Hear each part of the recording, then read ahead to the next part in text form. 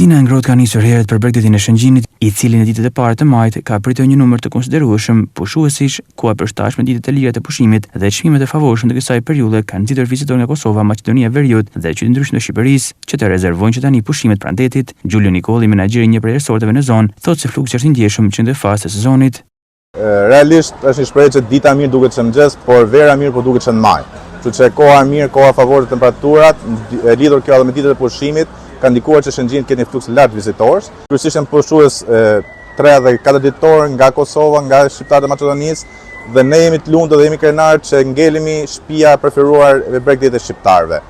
Çmimet e favorshme dhe gjithashtu dhe një shërbim me ato me mundësitë më të mira që kemi, na kanë bërë që të jemi preferencët tyre parë, por dhe present kemi një akomodim dhe një zënie të hotelit me mbi 70% të kapacitetet tona.